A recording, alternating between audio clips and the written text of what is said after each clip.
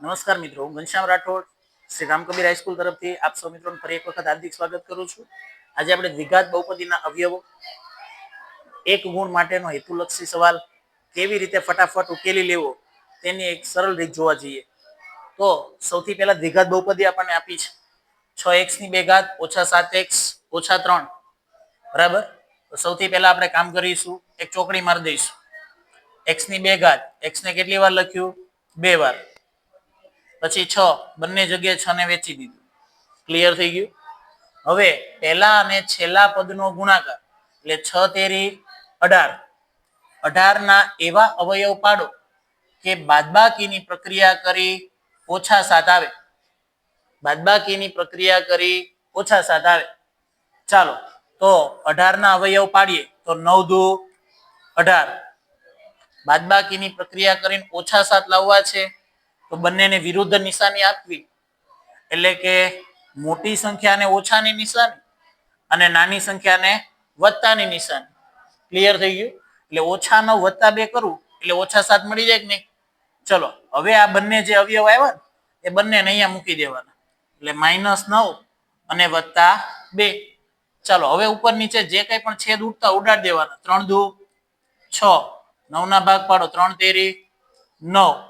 ચલો એવી રીતે 3 3 અહીંયાથી ગયા તો વધ્યું શું? 2x પહેલો અવયવ, 2x ઓછા અને 3. ચલો આ પહેલો અવયવ. ક્લિયર થઈ ગયું. નેક્સ્ટ અહીંયા છેદ ઉડાડીશ, 3 દુ 6, 2 2 કાપી નાખો. અહીંયા કાંઈ ન હોય તો કેટલા વધે? 1. ચલો બીજો અવયવ લખું, 3x અને અહીંયા કંઈ નથી નિશાની તો +1.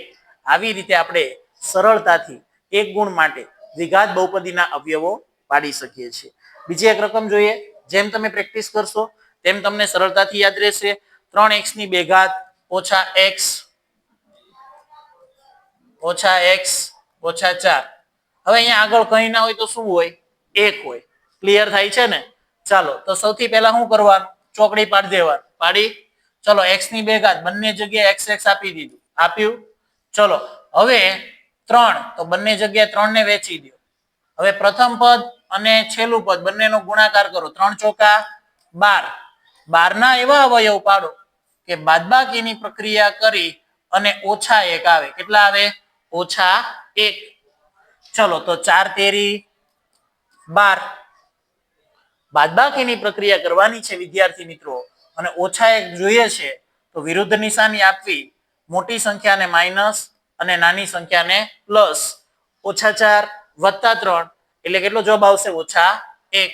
બંને અવયવને અહીંયા મૂકી દો. -4 અને +3. ચાલો ક્યાંય છેદ ઉડે છે? આ અહીંયા ઉડે છે. 3 3 ઉડી ગયા, અહીંયા 1 વધ્યું. હવે અવયવ લખી નાખું. 3x ઓછા 4 અને અહીંયા x કઈ નિશાની ના હોય તો +1.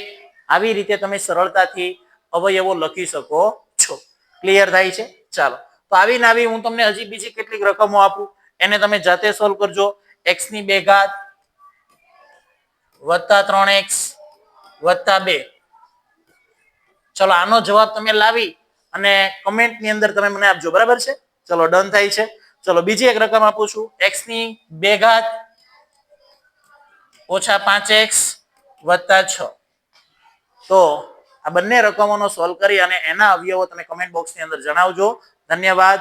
આવા નવા નાનકડા ગણી શકાય પરંતુ જેનો જવાબ લાવવામાં આપણને ઘણી બધો સમય લાગી જતો હોય તો એના માટે એક ગુણ મેળવવા માટે આપણે આવી મેથડો એપ્લાય કરી શકીએ છીએ. ધન્યવાદ મિત્રો. તો બોર્ડની પરીક્ષાની તૈયારી માટે અમારી ચેનલ પર બન્યા રહો. જય હિન્દ.